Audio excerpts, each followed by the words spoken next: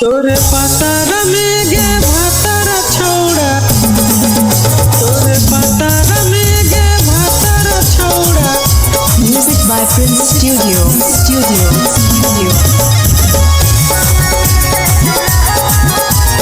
सौए के लिखल हम कैसन मिलते दुल्हवा के है ओकर नौआ। नैहर ससुरवा यही जे रहतौ हो तो बियाह पकड़ौआ, हो तो बियाह पकड़ौआ। ए बाबा कैसन मिलते दुल्हवा के है ओकर नौआ। नैहर ससुरवा यही रहतौ हो तो बियाह पकड़ौआ, हो तो बियाह पकड़। खुल के बतावा किस्मत हमर कहाँ टिकल है।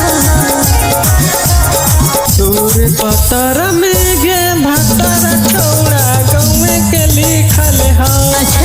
तोरे पतर में गे भातर छौड़ा गौए के लिखल हम। तोरे पतर में गे भातर छौड़ा, तोरे पतर में गे भातर छौड़ा। Music by Prince Studio. गौए के लिखल हम। करता ऐसन जंतर मनवा दुश्मन हो जाता बाजी। घूर तो ढेर है अगुआ बाकी ओकरे से हो तो बियाह जी, ओकरे से हो तो बियाह जी। करता ऐसन जंतर मनवा दुश्मन हो जाता बाजी। घूर तो ढेर है अगुआ बाकी ओकरे से हो तो बियाह जी, बियाह जी। टेंशन में बड़ी रही जिंदगी कहाँ बिकल है। तोरे पतर में गे भातरा छौड़ा गौए के लिखल हम। तोरे पतर में गे भातर छौड़ा गौए के लिखल हम। तोरे पतर में गे भातर छौड़ा, तोरे पतर में गे भातर छौड़ा। Music by Prince Studio. गौए के लिखल हम।